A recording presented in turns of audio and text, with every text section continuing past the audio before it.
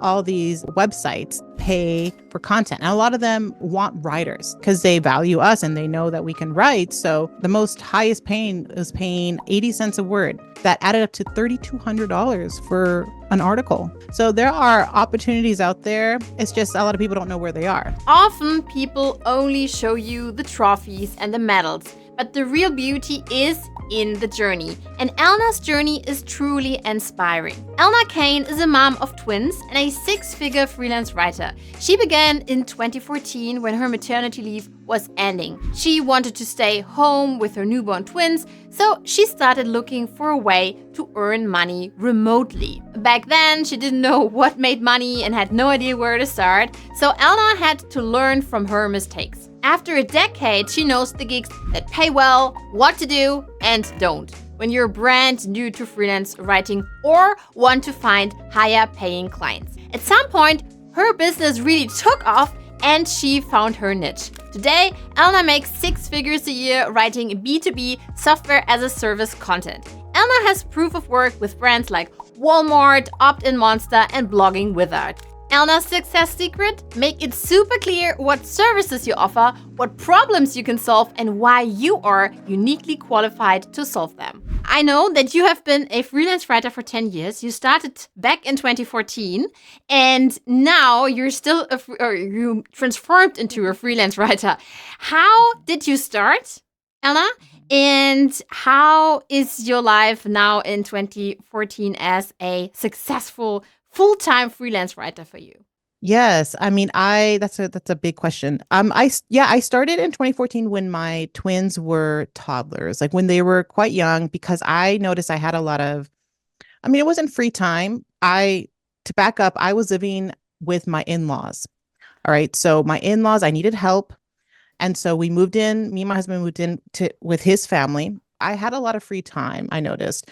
And so because of that, I was like, well, I want to, my husband has always been online. He's always done affiliate marketing. He's done website design. He's always doing tinkering online. And so I was talking to him. I said, I don't think we're going to live with the in-laws. We have to move out eventually. And so my husband was talking and saying, well, there's a lot of moms online that are doing like, staff writing, he called it. He's like, I follow a couple of these mom bloggers that are also like writing for businesses.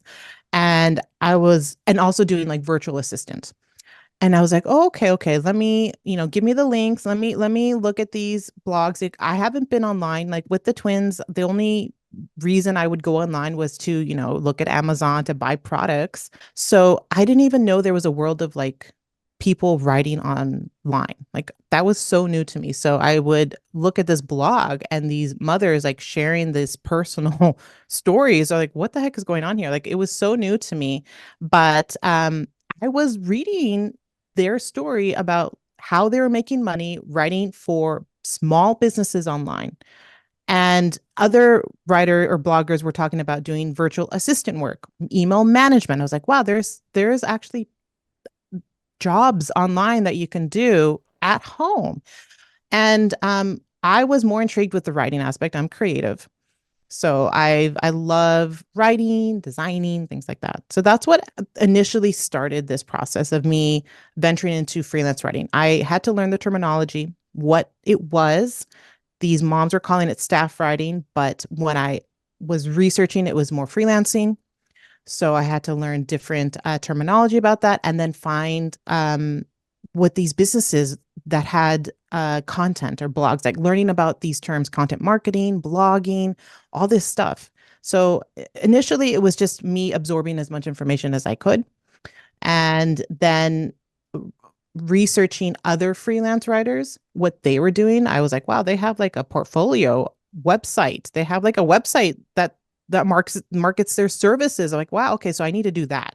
So like my husband was a website designer and he's like, okay, I'll make up a site for you so that you can have, your writing services. So that was nice of him. He did that. But then I found other writers were going on like it wasn't Upwork, but back in the day it was like Odesk or Guru. They were going on those platforms. I'm like, okay, so I'll go on these platforms to see if I can, set up a profile, see what's going on. So I did that.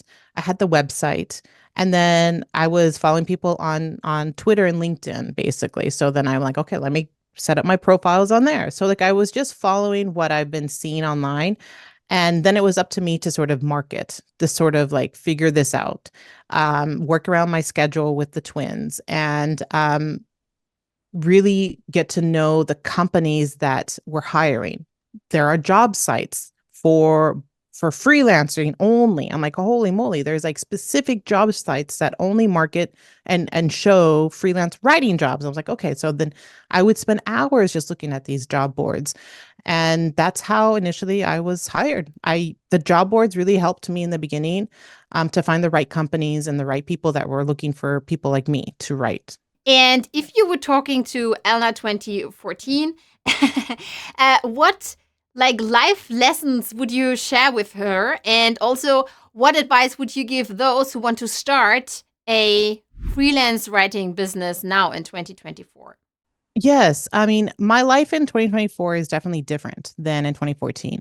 Like I'm not only doing freelancing, right? I have a creator side business where I have other products, other things.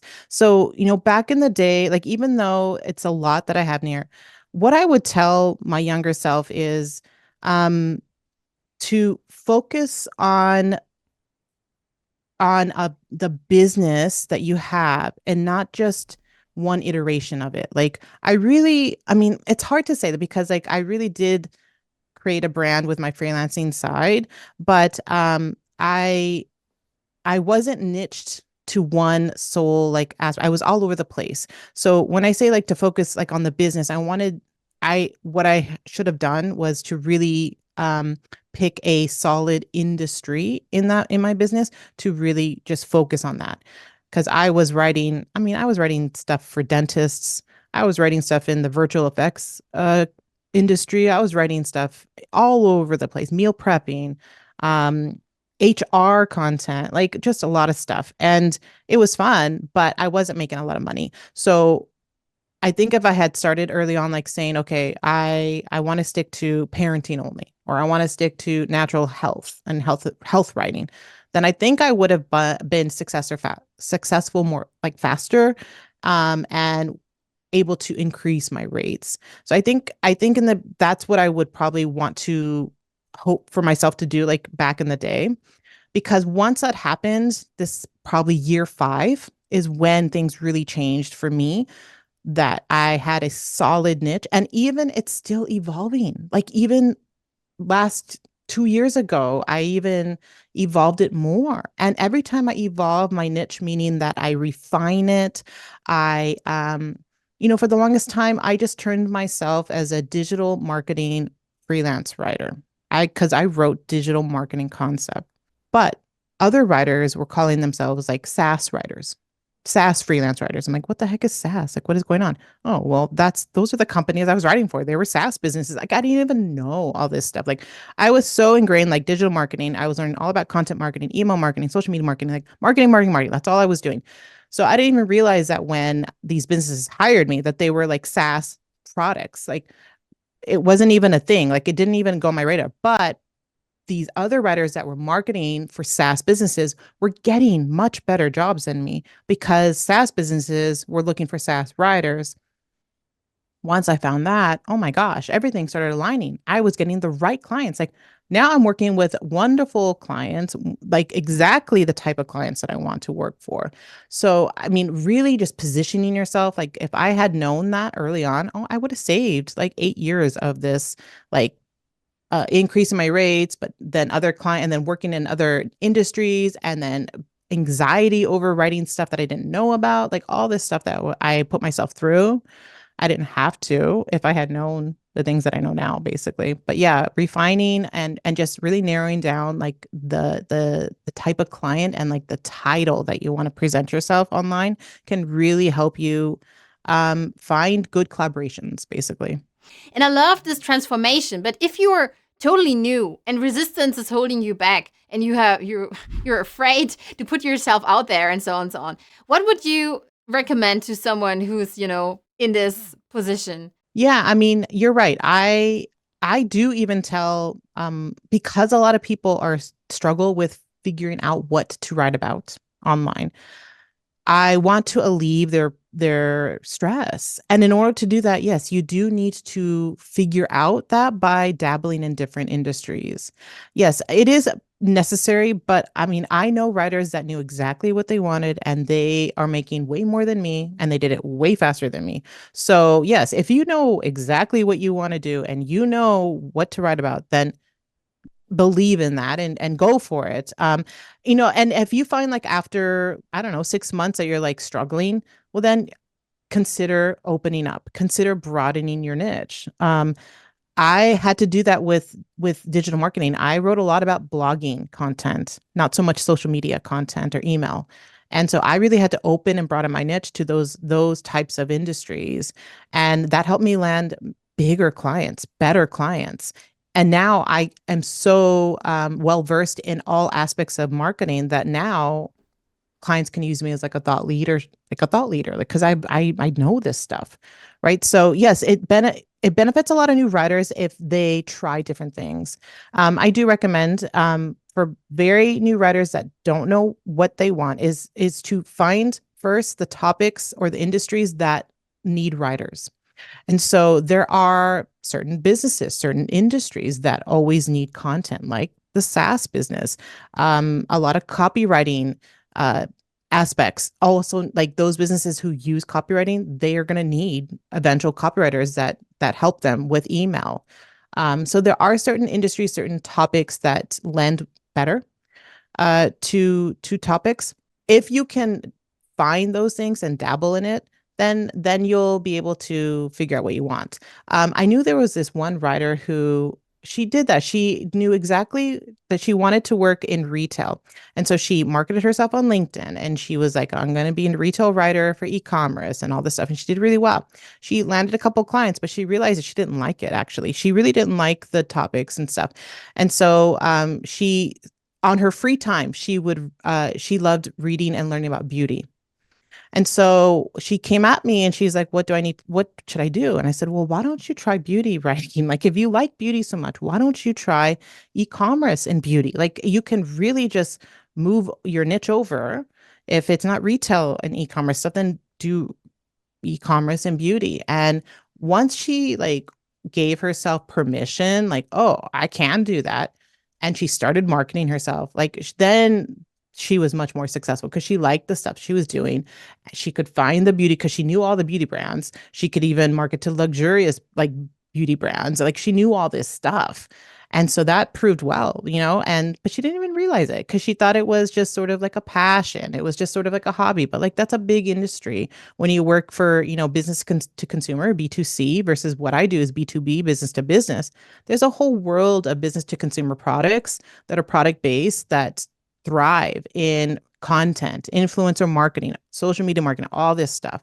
So, I mean, I can go on and on because like marketing is my thing, but but yeah, like that's understanding those types of like content and ideas can just really help you like I guess get further. Are you a mom who loves to write and wants to spend more time with your kids, wondering if part-time writing could be your escape? The answer is yes. You can get paid as a part-time freelance writer and eventually go full-time, all while being there for your kids. Earn some extra money to pay the bills for daycare, tennis, swimming, football, you name it. That's where my online writing school comes in. I'm a mompreneur. That's why I created the online writing school. It's part of my paid newsletter, and you can exit it for just a few bucks a month. Join my online writing school and learn how to become a paid freelance writer. Don't wait. Start your writing yesterday. You shared that we have to look for the topics that are in high demand or that are well paid. Where would I go if I'm totally new to this whole freelance thing? Yeah, that's a big question because a lot of people aren't aware of that. I mean, it does take experience to know. I mean, I recommend LinkedIn. LinkedIn is sort of like the powerhouse for content. Follow the right people, follow other freelance writers, other freelancers in your industry, and you'll get to learn the type of clients that they work for. I follow a lot of like digital marketing writers. And so one of them is into SEO. So she's really niched down to writing for companies about SEO topics. And so I love learning about those types of clients because she will say, like, here's a client, here's my recent on in links, here's my other one on this one, on this one. I'm like, wow, there's so many businesses out there. It looks like it's profitable because obviously she has consistent work, right? So like in my mind, I would think, okay, SEO companies, that's probably something I can probably work in, right? So it's following those writers that you admire and that demonstrate the type of writing that you want to do, and then the clients that they have. You can go on their LinkedIn feed and look at their profile and look at the companies that they work for. I often did that in the beginning when I first started. When I picked digital marketing, I'm like, well, who is writing in these in this industry? I would go to the blogs. They would have an author bio. I would go and search the writer. I'd look at their service page. I'd look at their portfolio. I'm like, okay, I'll look at all the clients that they're working for. Let me go to those business blogs and let me see what they have. Do they hire? Do you think they would hire another writer? I mean, you find these things where it's in demand because writers are writing about it and they're talking about it, right? And but then, like I said, there's also companies or industries that are just they need content, always content. So online businesses like SaaS companies, they demand a lot of content. Tech, not so much. There's been a lot of discussion with tech and companies laying off workers. So like I wouldn't really focus on tech, but it can be a really good niche. Maybe not now, but maybe in a year or two from now.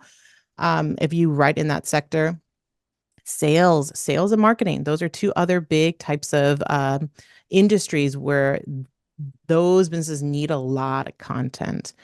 So when you think about it in sort of that broader view, you will find those businesses, and then you can find the writers, and then sort of pinpoint the types of clients or businesses that need that content from you.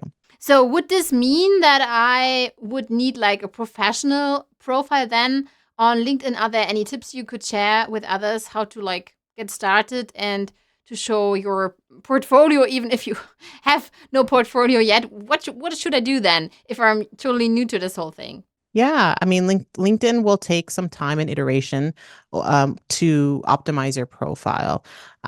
First of all, sign up, and if you have sort of like a good headshot is always goes a long way. That you're personable, you're smiling. I think showing your true face, like it really helps, especially with the service that you're providing. You don't want to do like a logo. You don't want to do like an avatar.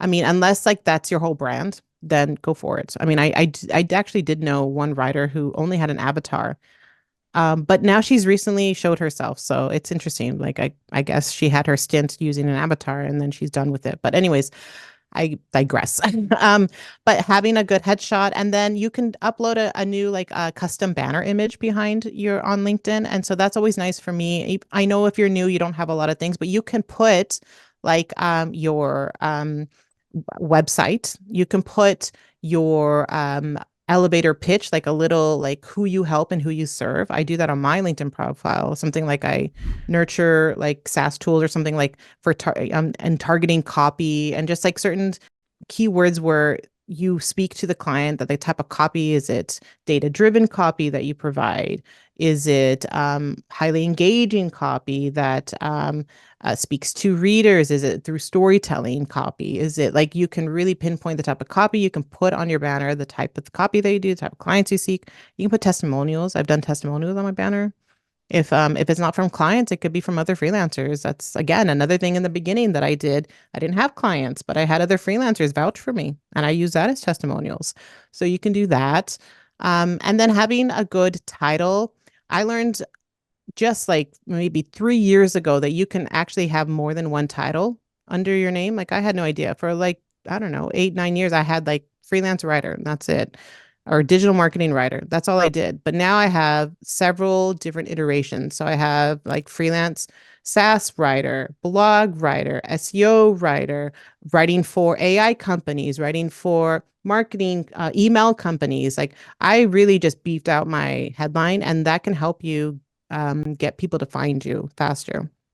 So definitely have more than one title in your headline, and then really optimize your bio. There's a big section. I don't know how many characters, but it's a lot. You can write a lot in that bio, and I would really focus on like not really a pitch, but selling your services by detailing exactly how you help clients. can go a long way. In my bio, I actually have a little expert excerpt of how I pitch an idea or how I get an idea and the processes that I use to write that content. So sometimes clients want to know, how do you write that content? Well, I have a little, workflow that I put in my bio that you can see. This is how I source my content. I use SME, I use subject matter experts, I use my swipe files, I use this and this and this, which maybe other writers don't use or they don't demonstrate, or they will know right hand, like, oh, well, Elna does use all this stuff. And that's great. Like, wow, I'm going to hire her because she has all these understandings of a good workflow for her content. So having a bio that's, detailed. And then I started recently, underneath that, there's like a little section, I think it's called featured, where you can link blog posts, you can link LinkedIn articles on there, and other media, maybe a YouTube video. I'm not quite sure. I was just putting my client pieces on there with no rhyme or reason. Just I did one for email marketing, one for podcasting, one for this. Like I was just had a whole bunch. And my most recent ones, I'm like, okay, that will market myself. But I learned from like other writers and stuff that they were using one of those feature things to market their writing service. Like I never even linked to my writing service page at all. Like, so I'm like, oh, I guess I could do that. So I started doing that, but I created like a custom image in Canva because I don't know if it, when I put the website in, I don't think it doesn't have like an image associated. It's just my hire me page is what I had. So I created a custom little image with a picture of me and like a first few lines of the copy on the website. So then that's the image. So people can actually read it. And if they're interested, they can click on it and go to it. So I think noticing a lot of writers are doing that, where they'll have each little feature thing part of their marketing. So they'll have like their portfolio and they'll list like their portfolio, they'll list their writing service, they'll list, and then a client piece, for example. So I think that's kind of neat.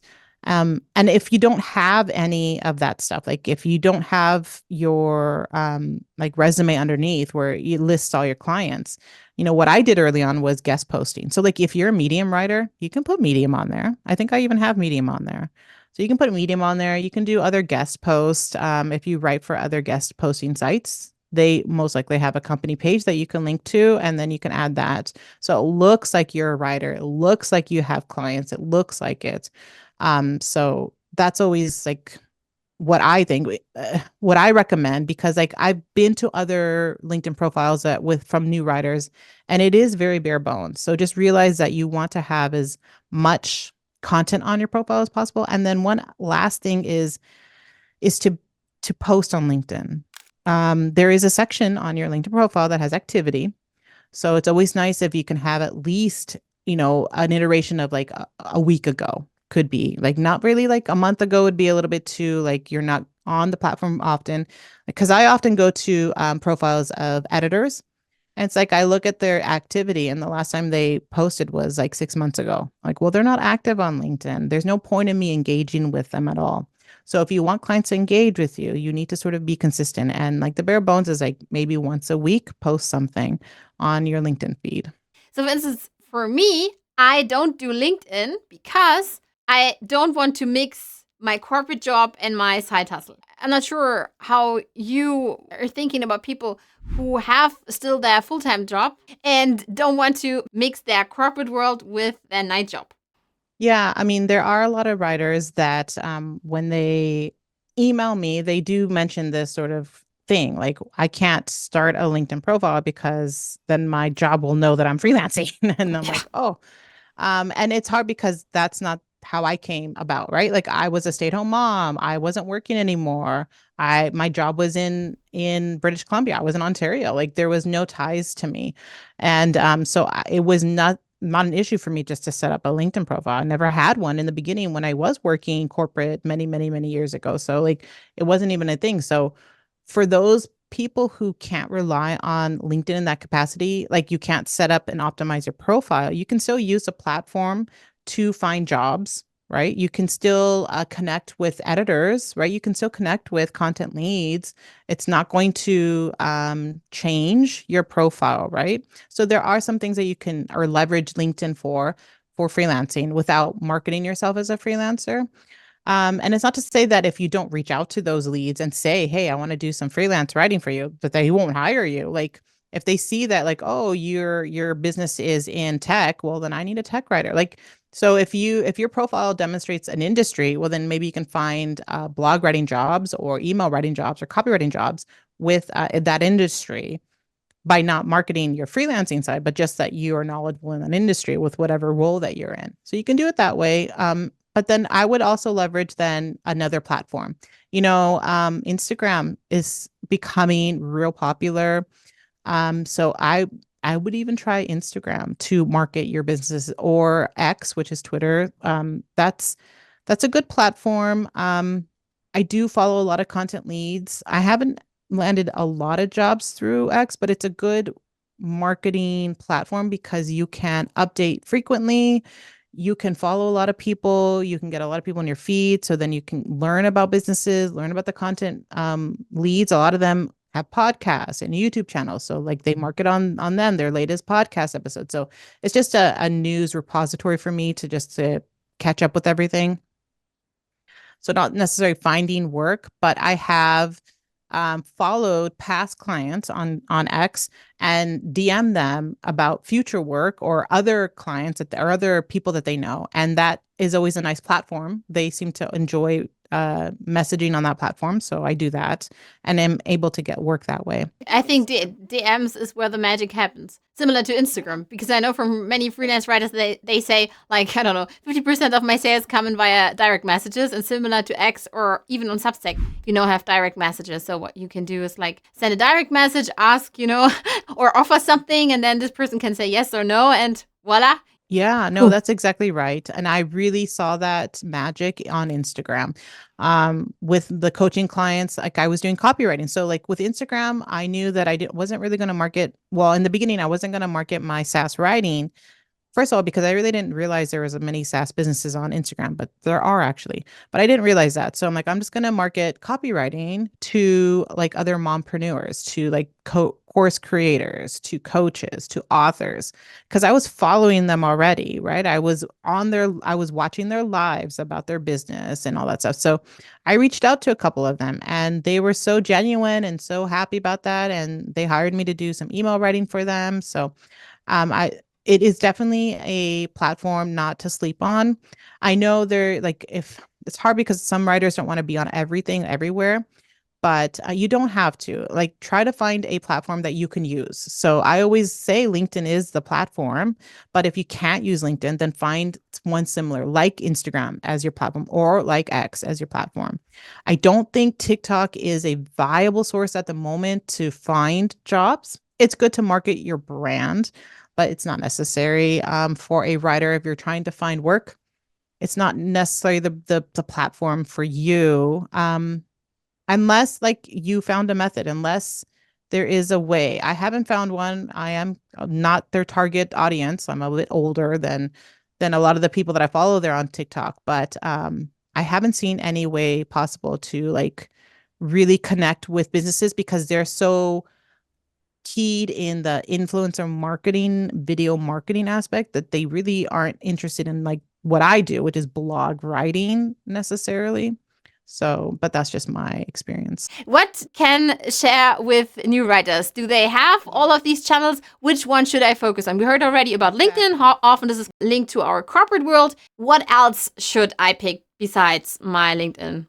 It all depends on what you want to do. All the stuff that you mentioned is for my creator side of my business, right? It has nothing to do with my freelancing. YouTube does not land me clients.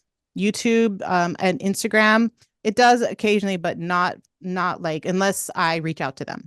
So the platforms that you mentioned, Facebook has in the past, but in the 10 years I've had a Facebook page, only 2 clients have approached me. One of them was Walmart. So yes, you can get good clients on Facebook, but it's few and far between. So for the writing, like I said, LinkedIn. If it's not LinkedIn, then try Instagram. But if you want to grow your brand, see, YouTube is really does well for course sales for me. YouTube and TikTok, not so much, I don't think. but mostly YouTube and my email list are the two like main sources that I have that constitute like my owned audience that helps me with my creator side of my business.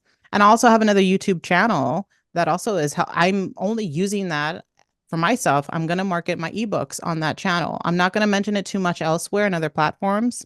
I may have once or twice, and I may have blogged about it once or twice, but I really push it on my YouTube channel for mom bloggers.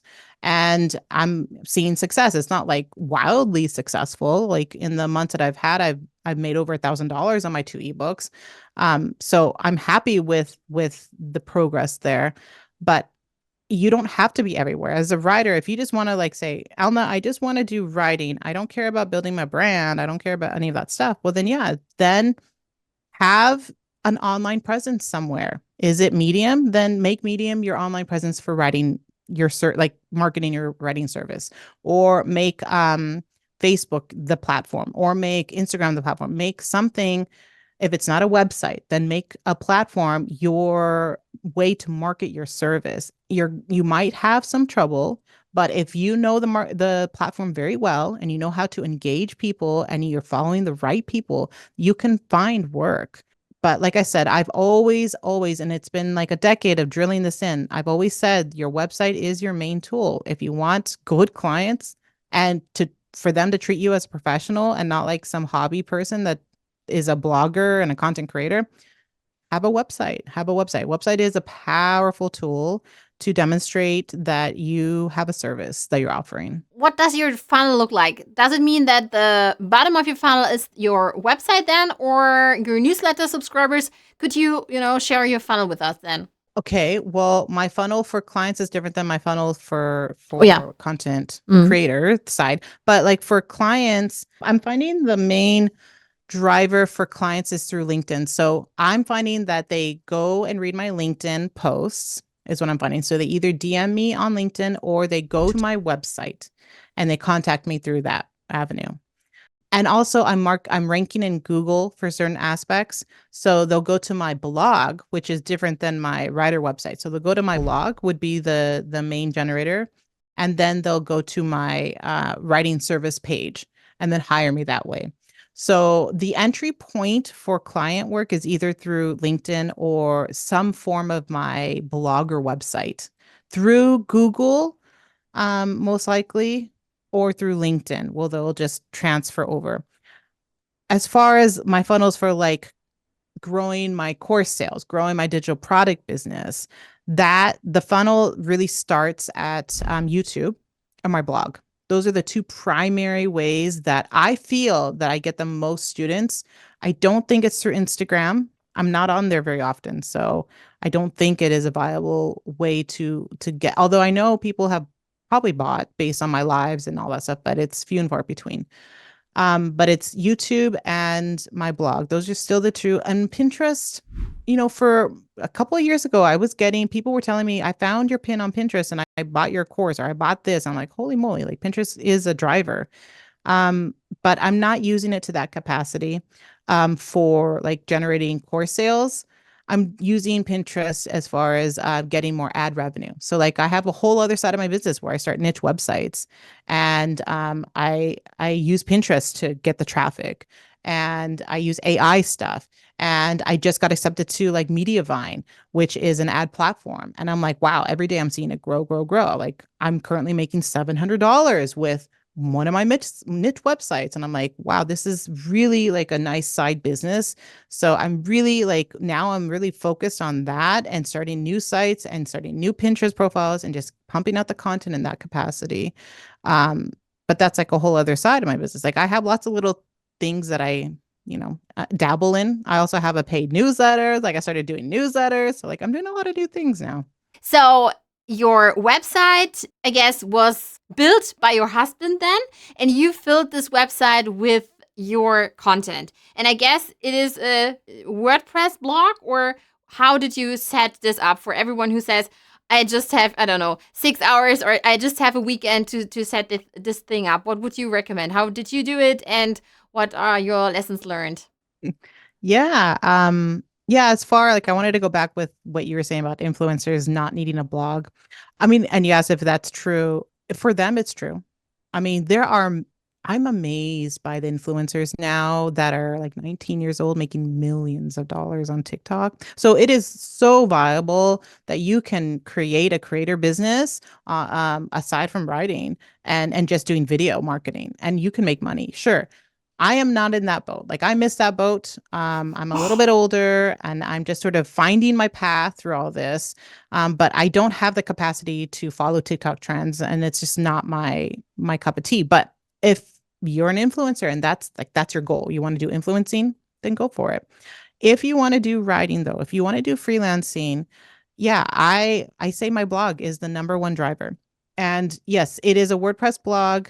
My husband was fortunate, like I said, to just to create it for me. There are like YouTube videos that you can watch. It's become so much simpler now to create a blog, and it doesn't even have to be WordPress. I mean, Wix, I think Mm, Squarespace is Squarespace. drag and drop, very easy to set up a platform. It's just like, you have to secure hosting and that there's an initial investment, but you got to believe that that's investment for you and your business to grow. You need to put some kind of money into your business if you want to make it real.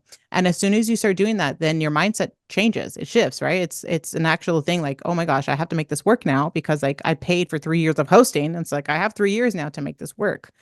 And it's a good motivator for sure. For me, once my husband created the pages and had the blog, then I mean, I don't even remember why I decided to do blogging. I think I was because I was reading so many blog posts. I was like, oh, this is how people write online. They write these blog posts. I might as well write a blog post. And I remember my first blog post was about blogging. It was just like very meta, like the rules of content or something, or the keys to content writing or something. Like I was just reading about that and then regurgitating into my own thing. Like this is what I'm learning. So a lot of the posts were about this is what I'm learning. This is what I'm learning. And then I started getting an audience, which was so weird to me. Like people were leaving comments and they weren't fake. They weren't like robots or anything. Like these were real people. And because I was networking and reading other people's blogs, commenting on their blogs, they'd go and find me. So like I was just naturally curious about other people and then they were curious about me. So like the whole blogging for me was just in the beginning was just building like an audience, getting to know the blogging community, getting to know what blogging was and how it was used to drive an traffic but an audience. So I was learning all that stuff. I wasn't doing SEO, but people were still finding me. And it was only until like maybe the third year that I'm like, oh, SEO is a thing. And so then for the next 7 years, I was SEO in my blog and like working on that. And so the blog, like for me as a freelancer, I was really meta. I was writing about freelancing, and a lot of freelancers ask me like, do I have to do that? Do I have to write about my service? I'm like, well, you don't have to. You can write about anything really. If you are a travel writer, then you can have a lifestyle blog about your favorite things. It doesn't have to be travel related. It just shows, I'm learning now, it just shows content leads and editors that you have like a footprint online. Like you actually do the content, like you actually do the writing. You enjoy writing because you have a blog. Like it shows professionalism in that capacity. So that's why I think a blog is helpful with your website. Of course, having those right pages, right, to market your service, have a hire me page, have a portfolio page, have that all in your website with your blog. I think really shows professionalism to potential businesses that will hire you. You claim you've written for amazing clients like Walmart or GoDaddy, Zapier, WordTune, Opt-in Monster, and so on. How did this happen? I'm always amazed when big brands just show up I'm like, and I think like, wow, they just showed out of nowhere, but it's not true. I've obviously built something online that they found me. Like I'm always amazed by that. I don't know. Like the Opt-in Monster. So the Opt-in Monster gig I knew was from networking. I had a blogging wizard, Adam Connell from Blogging Wizard hired me. And he was in a networking little place like with other business owners, and one of them was Saeed, who I think he owns Opt-in Monster, is a co-owner of Opt-in Monster. And I don't know if it was Adam who told me or someone told me that Optimonster was open to writers. They were wanting certain writers that had an influence. So they went, and it wasn't just for guest posting. They reached out to writers, but I know that they knew me from Blogging Wizard because they mentioned that in the pitch. Like, oh, I saw your content on Blogging Wizard. Adam has said great things about you. We are opening up our blog. Would you like to write for us? And I was like, hell yeah, I would. It's Hobson Monster.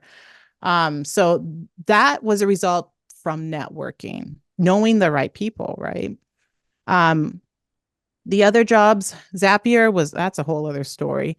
I don't want to get too much into it, but Zapier offers guest posting. So that's all I wanted. I wanted a guest post. I just wanted a guest post.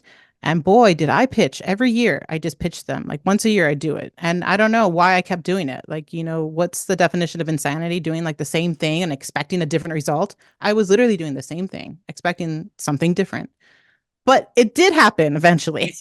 Something actually happened and changed. Because of all the whatever I was sending it to, whatever link the guest posting would go to, an editor reached out to me and said, "Oh, I noticed that you wanted a guest post. We also hire writers. Would you like to, write for us?" I'm like, "Well, yes, I've been trying to for like 4 years now." So that happened that way, just by putting myself out there. Same thing with GoDaddy. I reached out to them on social media, on Instagram of all things. This is when I learned like, oh, SaaS businesses are on Instagram. So I reached out to them and they directed me to like the right people because I knew they were the social media marketing team. Like, oh, who is the person to contact? And again, GoDaddy offers guest posting and they gave me the guest posting link. And I don't remember how I used a guest posting link, but I just felt like it was so archaic. Like it just seemed like it wasn't going to go anywhere. I don't know. I just didn't feel any good about it. So I think either I went back to the social media marketing team, asked me for an actual email address or something. I found an actual email address and reached out to them that way. And then they hired me that way. So it's putting yourself out there. I think does a big help in having businesses find you, but you also have to do the work. You also, like I said, what was it? Most of these jobs I just mentioned, I did the work. I did the work. Because those are the ones I remember. My most recent one with BeeHiiv, I reached out to them. I cold pitched them because I was following them on LinkedIn. I loved what they were doing. I was like, this is amazing. I started a newsletter like on BeeHiiv. Like, this is so cool. And so for some reason, they enjoyed my pitch and they hired me. So it's things like that where you do have to put your foot forward. But when you do that, when you put your foot forward, I feel like the universe aligns. That's why I'm getting like approached by some company. Like I'm always amazed by these big companies are approaching me kind of thing. So it works. It works in that I feel it works in that capacity. You are always talking about LinkedIn, your website, and all the other platforms. But what I don't hear from you is something like Fiverr, for instance. What about all these platforms? So the progression of those specific clients happened at all different times of my journey. The Optin Monster was the most like furthest from me. It started I think in 2016 or 17. I got hired by Adam early on actually. Not like within the first year of starting. And then, so because of that, so that's 14, 15. Yeah. 16, 17 is when Optimonster approached me. Zapier was, I think it was before COVID or after COVID. It was around that time. Walmart was in 2021 and BeeHiiv was just recent in 2024. 2023 was hard for me. I did not land any client work because I was so focused on my creator business. I told myself I want to work on my creator business. I want to create ebooks. I want to work on Pinterest. I want to do all this stuff. So I didn't really have time.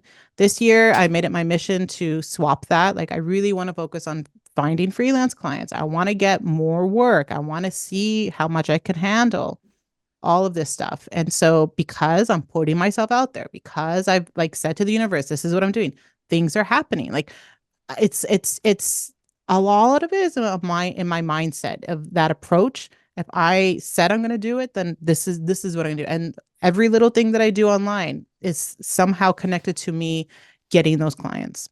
And then as far as Fiverr, I never, like I said in the beginning, I have a profile on like Upwork.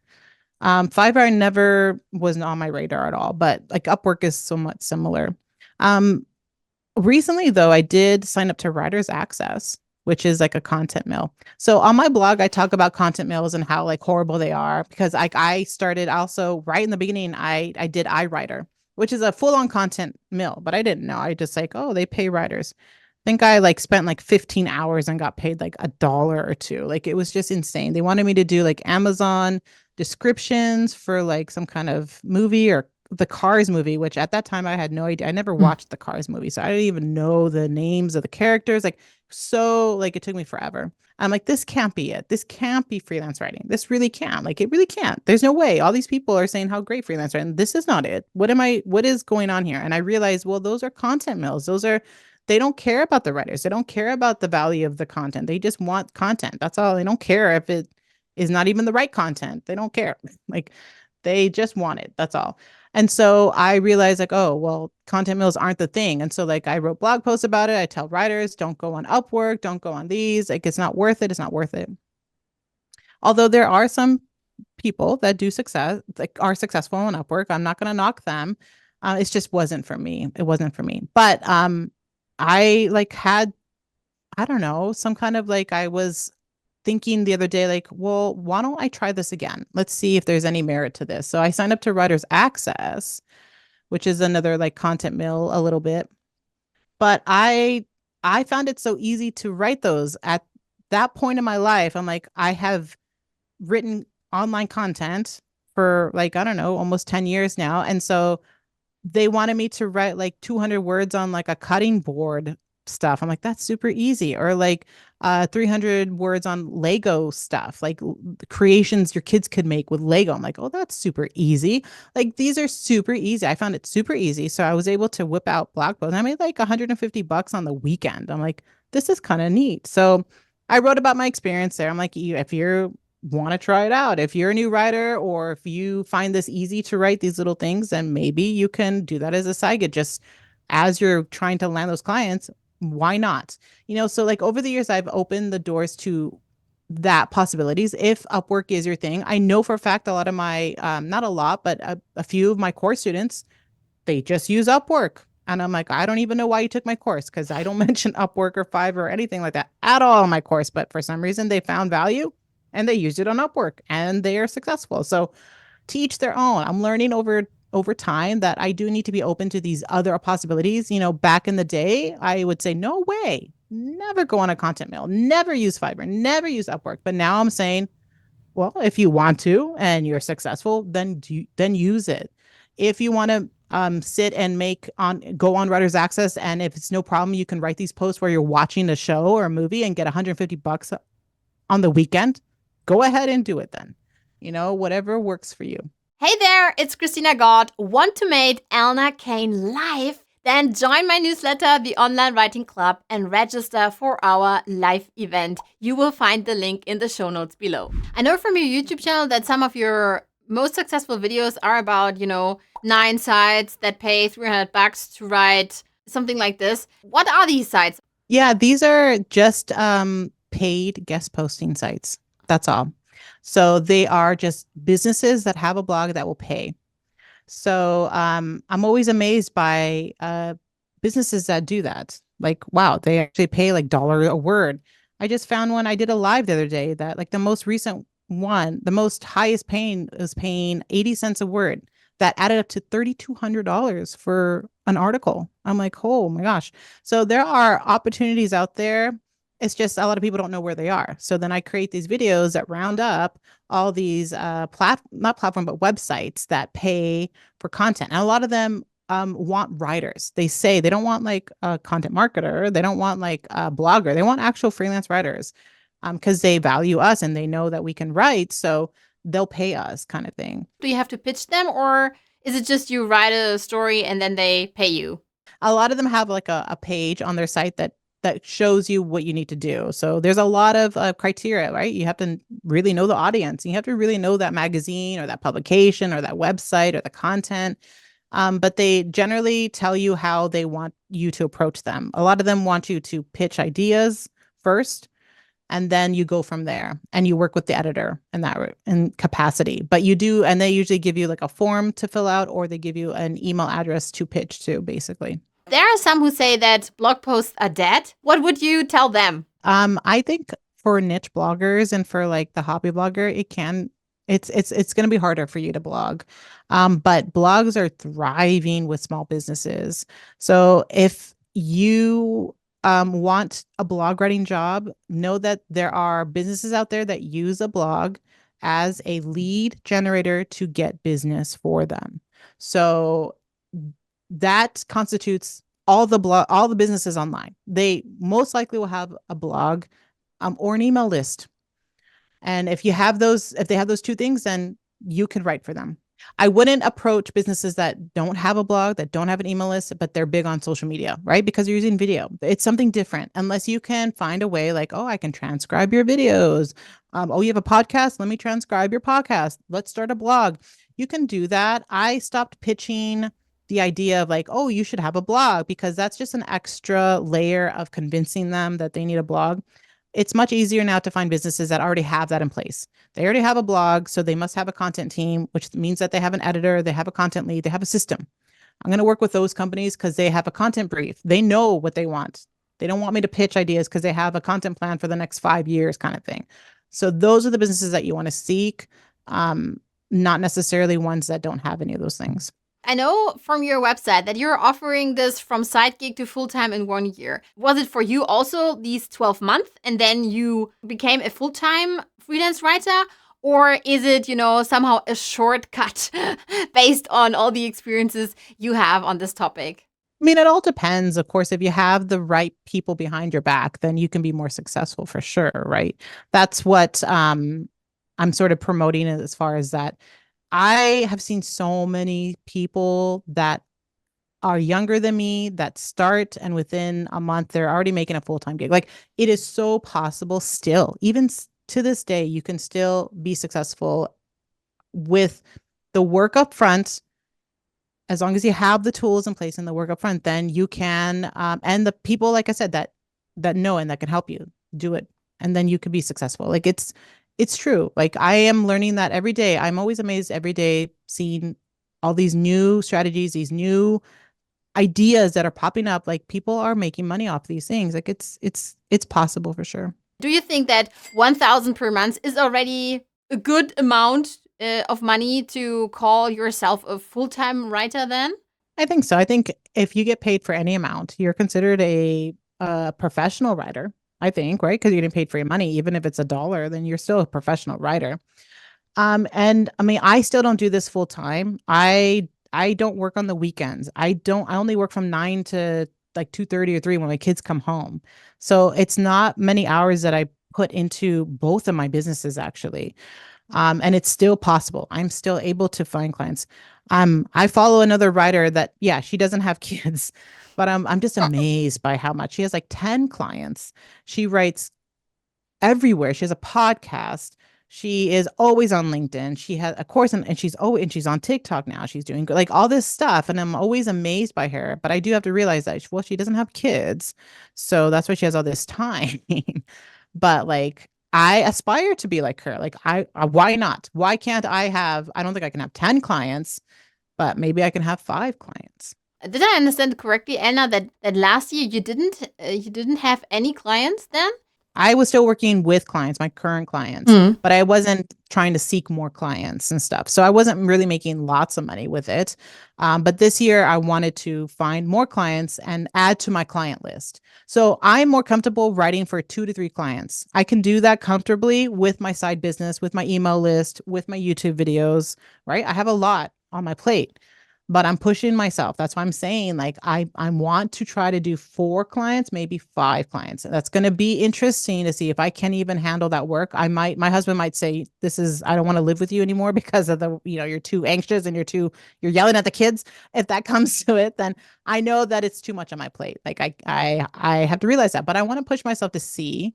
But yeah, in 2023, I focused on the creator business mostly, so I wasn't seeking new clients. So the creator side then are courses, coachings, and No, masterminds? No. yeah. No, just courses, templates, and ebooks. And you told us about BeeHiiv and that you pitched BeeHiiv, and I guess that your newsletter is now also on BeeHiiv then with 20,000 subscribers. No, that's I have 4 email lists right now. I have my twins mommy on my creator side email list, my freelancing, those two are on ConvertKit. And then I have my paid newsletter is on ConvertKit. I'm trying to move it to BeeHiiv, but I don't know if I will. And then I have my BeeHiiv newsletter, which is for LinkedIn marketing tips. So it's just a separate email list where I'm marketing on LinkedIn to get people to sign up for LinkedIn marketing tips.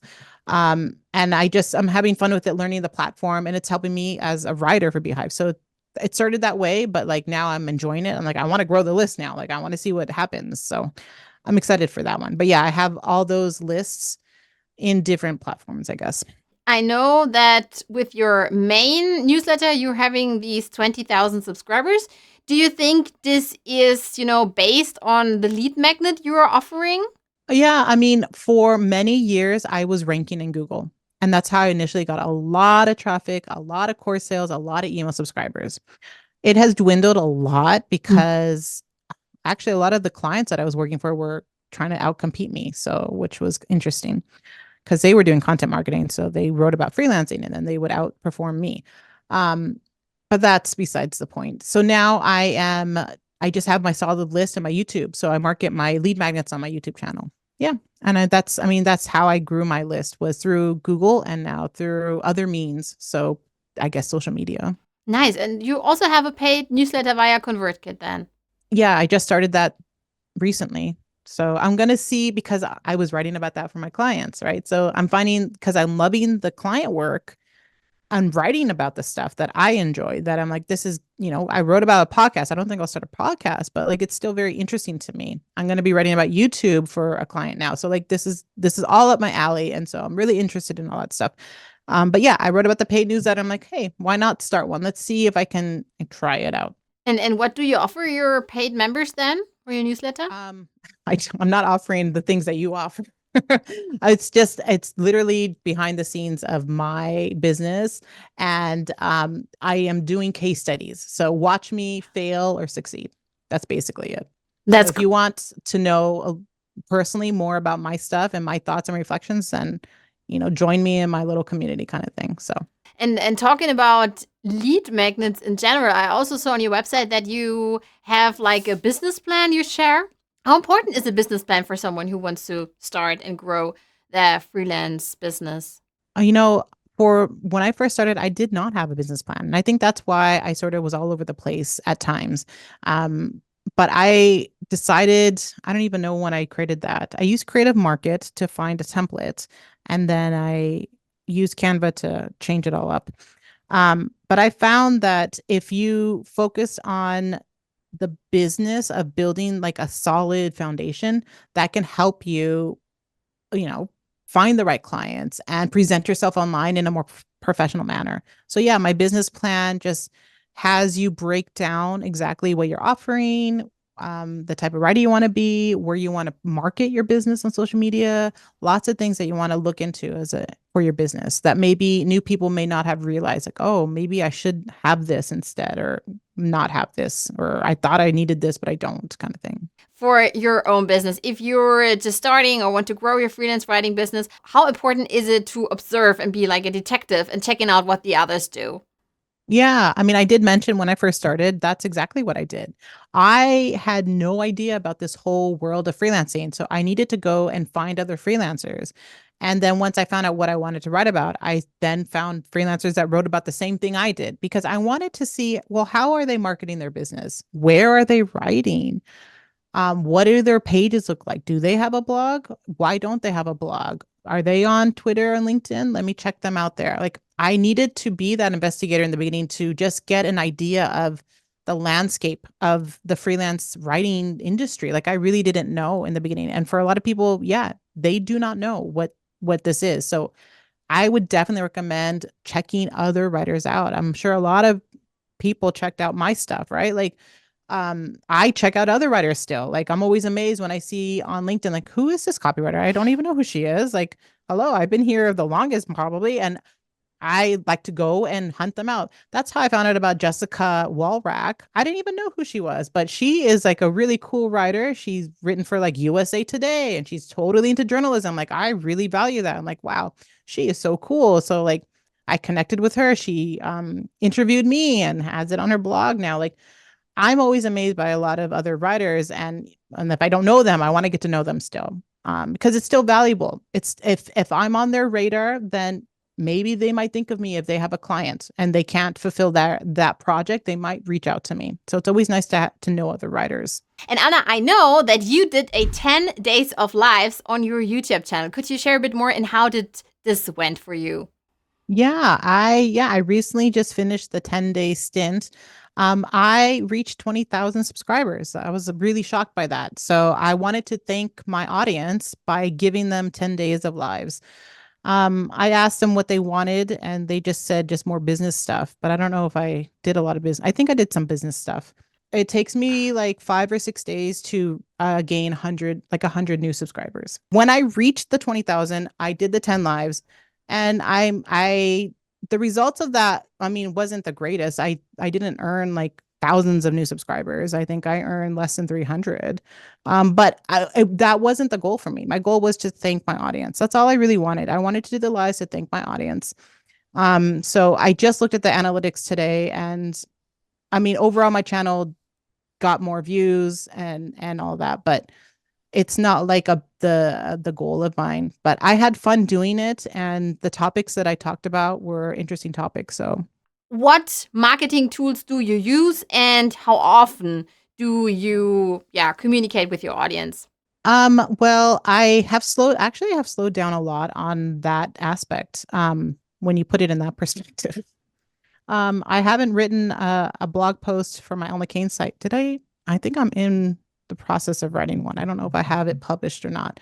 But yeah, I haven't really published because I started the newsletters. I think because of that, I don't have time to now publish a blog post. So I am doing most of my communication through YouTube and most of communication through my newsletters and LinkedIn. And LinkedIn, I'm also like, those are the sort of the platforms. As far as tools, I do use ConvertKit. Um, that's basically it, I guess, for the tools for the content that I produce. Do I use like an AI writer? I don't use it for my brands. I use it for my niche websites to make the process. I just posted on LinkedIn the process of using AI to write and create images for my niche websites. So I'm developing a process for that. I have told myself I want to write a new ebook. So I do like as far as like my marketing plan, like that sort of for my creator business. Yeah. For my creator business, I'm gonna do that. Maybe write another ebook. Um, but yeah, so that's what's happening. And why did you slow down a bit? Just because you thought it's fine the way it is? I slowed down. Yeah, I'm only doing this myself. I do have a writer to help me with my niche website, but I don't use her that frequently, and she just produces content. So I have to still upload it. I still have to create the images. I still have to link for Amazon marketing. I have to do all the other work still. So she just has the post there. But like for Medium, like I stopped writing on Medium simply because I wasn't generating a lot of income. And the reason why was because I wasn't writing on Medium. So like it was just like this process where if I wrote more, then I could make more, but I didn't have time to write more and it was too much for me. So like I just stopped on that. So that is not a viable time for me. Like I don't have time for that. I might through my paid newsletter as an experiment say, you know what, I'm going to give Medium 30 days again. Like I'm going to set a challenge for myself. I might do that. Like that's always an option for me, but at the moment it's not. As far as doing it like on your own, focus on what you need. If you need jobs, that's what you're going to do for most of your time. You're going to source jobs on job boards. You're going to connect to editors. You might work with the paid guest posting and be like, you know what? I just need money. I don't care about getting clients. So then you're just going to focus on guest posting and you're going to spend hours reading the blog and pitching and finding a good angles and all that stuff. That will be your time spent, right? So you find the time that you want based on the goals that you have, right? Like you dedicate that time. So like for me, this year is more freelancing. So I'm spending more time on LinkedIn. I'm spending more time finding businesses. I'm spending more time connecting with editors and content leads. That's what I'm doing, trying to do every day. I don't do it every day, but I should be doing every day because, again, this is also a case study that I'm going to present to my paid newsletter. What happened? What's the result of this? What did it work? What's going on? Kind of thing. So How does a day in your life look like? yeah, that's a great question because like every day it does change. Every season it changes. Every month it changes, it seems like. My daughter's in softball and my son was in flag football. Now he's not. So things are not as hectic anymore. But the Stanley Cup finals are happening. And so I'm really into that now. So I need time to watch the games. Like I have things that I'm fortunate that I have the ability to engage in these things. My family takes family road trips now in the summer. We went to Toronto and we went to Winnipeg. Like this is a thing that we're doing where because of the what I'm doing in my business. So a typical day, like Mondays, for example, are usually video creation days. I use Mondays as my day to film my videos. And if I have time to edit some of them, or I do that on Tuesday.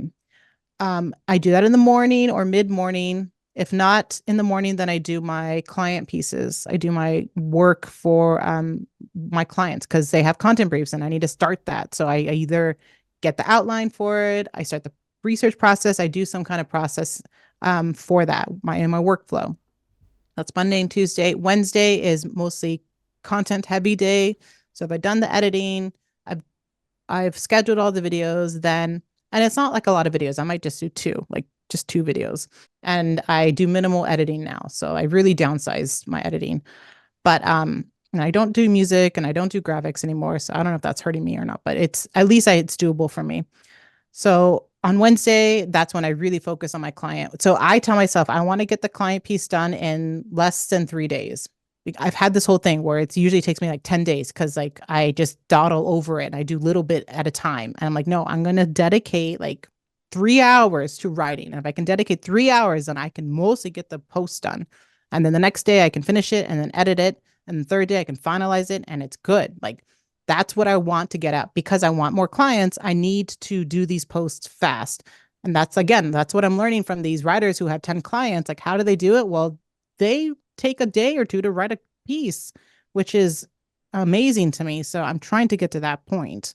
But that's what I do on Wednesdays. And then on Thursdays, it's just final. I'm also focusing on my niche website. So when I have time, I want to write, I need to source images. I'm playing with Midjourney now. Like, so I have all these pockets of time where if my kids are home and if they are like watching a movie, then you know what? I've done the dishes. I'm going to spend like 30 minutes getting Midjourney images. Like it's not like work, but it's like fun, creative stuff for me. So I do something like that, or I do pinning. Pinning, I don't consider work as I can do that anytime, anywhere, and even on my phone. So I might do little things like that, which is just it fuels my creativity. It makes me happy. Like I don't know, I just love doing that creative stuff. And then Friday is a catch-all. It's whatever I haven't done, I need to do. And if it's a client piece that because for the 10 days of lies, I thought I would be able to whip out that client piece, but I couldn't until like day 9 or 10. So I had the Friday that I really had to work on it kind of thing. So to catch up, if I don't have anything to catch up on, then I do education. I find like a video about YouTube marketing or about whatever that I don't know, the Google stuff. Like I'm watching like podcasts and stuff like that. So I'll do that on a Friday or when I have a pocket of time throughout the week where I do need to take a break. I'm trying to take less breaks. For many years, my husband's like, you do take a lot of creative breaks, because I often do. I get out, I, talk to him, we go out for lunch. Like I just spend a lot of time like on a break and not working. So I've learned to just really sit at the desk. And when I'm at my desk, I need to focus on content creation, basically. And then once I've done the 3 hours where on any given day, then I can give myself a break. And that's usually by lunchtime. I can take a half an hour, 45 minutes of a break. And then I can go back at it because my husband picks up my kids. So I have until like 3 o'clock at the latest to really just finish what I'm doing. But 3 o'clock is pretty much when I stop because now that my kids are older, right? The softball, the lunches, all that stuff, I have to start getting into mom mode. When they were younger, I could delay that. They would take an afternoon nap or something. Like I would have more time. Now I really don't. So it's really like for them, even though they're older, they're a little bit more needier in other ways. So, and I'm fine with that. I'm able to still grow my business just in the hours that I do it. And so you don't have to work in the evening and you don't work on the weekend. This is what I love. Definitely not Mostly. on the weekend unless something interests me, right? Like unless I'm like, oh, I have this idea. Like I do will sneak away, but I don't dedicate like 5 hours on a Sunday. Like I spent all on the weekend gardening, like with my daughter. So like that is more meaningful to me, and I wanted to do that kind of thing. So Could you share a bit more about your niche site? What are you doing there and what are these niche sites about? yes, that's a mouthful for sure. I share a lot of this information on my other YouTube channel for Twins Mommy. So it's under, I guess, Twins Mommy or Elna Blogs, I think it is. But I do share on that community because they're bloggers, right? They're marketers and they want to know all this stuff. But I don't even know when it started. I think it started 3 years after freelancing, 3 or 4 years after freelancing. I picked up Twins Mommy. And then I grew Twins Mommy. I was really interested in the creator side of business. So I did the Pinterest marketing. And then during that time, I picked up another site, Smart Mom Ideas. Oh, a freelancer was doing a contributor sites for freelancer FAQs. And she started it. And then she reached out to me and said, "Hey, Elna, I can't manage this blog. Do you want to have it?" I'm like, "Sure, why not?" Like, so she gave me the blog. So I've had freelancer FAQs for years. So I have like that contributor blog. I just sort of had. So I would funnel all my course students to write on that blog for their portfolio items. So I got content that way. And then I don't know, a couple years later, I started Smart Mom Ideas.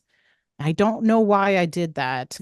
I think I think my husband and I were just like, let's start another site. I think I was following a mompreneur and she was growing her parenting site. And I was like, holy moly, you can make lots of money in the parenting niche because I don't have any sites on the parenting niche. So then my husband's like, why don't we just start a blog? I'm like, so I started Smart Mom Ideas and then created the content on there. I had another mom help me with that for a bit because it wasn't feasible for me to really grow it at the time. But then she got busy, so then I had to take over it. So it became this big thing. A lot of times I ask for help. So if you notice, other people ask for help, and same thing with like my Facebook group. I started Facebook groups. Someone asked me to take over to join them in their Facebook group and then take over the Facebook group. So a lot of times I'm finding that I'll collaborate with other people because it does help me grow. But a lot of times they leave and I take over, which is fine by me. So I had that. And then I had another contributor site. I started another one for the moms. So I had a roster of websites already. But then I recently wanted to, again, I think it was a case study for me that I wanted to start a new niche website. So that's my most recent one and the most potential for like success. So what you will find for a lot of people when they're online, that the people that are the most successful aren't usually as a result of what you're seeing. It's because they started site after site or project after project before they became successful. That's something I didn't know. But like I will see an entrepreneur, I'm like, wow, they're so successful. Well, niche pursuits wasn't their first business. Like they started 10 years ago doing other things.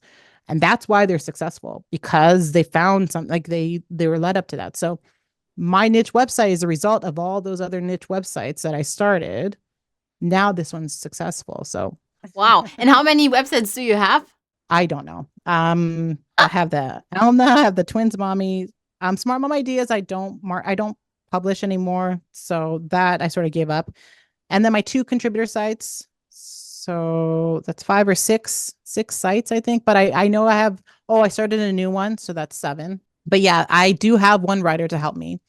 But I do mostly use AI. Like I have this process that I'm doing now, so I'm really enjoying it. It's working, and people on Pinterest still like it. So that's my market right there. So Here are some rapid fire questions for you, Anna. I know that you live in Canada. What's it like to live in Canada? I live in Germany. What's it like to live in Canada, and where exactly do you live there? I'm in Ontario, so I'm in northern Ontario by the Great Lakes. I I've always liked it. I moved it to Canada when I was 18 to go to university. So I've always where I've grown up as an adult, and so I don't know. I love the nature of it. I don't like the bugs, and sometimes I see bears on my trash, but other than that, it's a nice place to live. And what's your favorite activity with your twins? Right now it's the extracurricular activities that they're doing. I really am loving watching my daughter play softball. She finished dance. And I started doing gardening, so maybe we might do a bit more gardening. That's something I haven't picked up. So I just started it this year because my niche website, I've been writing a lot about gardening stuff. It's seasonal. So I'm like, that got me interested in gardening. So I'm doing that. But yeah, that's basically what I enjoy doing the most. And then the family road trips that we take on the weekend or in the summer, not on the weekend. Cool. And where will this road trip take you? Take you this year? We have no idea. We might just do Winnipeg again. We're not sure yet. What's the name of your black cat I saw on Instagram or Facebook? His name is Socks. Socks. Okay, because he loves socks. Yeah. He's a black tuxedo cat. So my daughter named him Socks when we got him. Sweet. And Elna, your goals for 2024 and 2025? Yes, like I said, this for 2024 is freelance clients. I want to pick up more client work. So my cap is either 4 or 5 clients. So that is my big goal. And then I guess my paid newsletter. I think I set a goal that I want to at least get like around 40 or 50 subscribers. Like I'm happy with that. So right now I have 10, which is fine by me. So I'm slowly growing, which is cool. But those are sort of my goals is I guess my paid newsletter and then the freelance work. 2025, I don't look beyond, like I really don't look beyond 2024. So who knows what it's going to be. Anna, thank you so much. It was a pleasure talking to you today. Thank you for having me. Wow, this interview with Elna was truly inspiring. So make sure to subscribe to my channel to stay up to date and like this video so more people can see it. Extra credit, share this video with a friend who needs to see this today. See ya!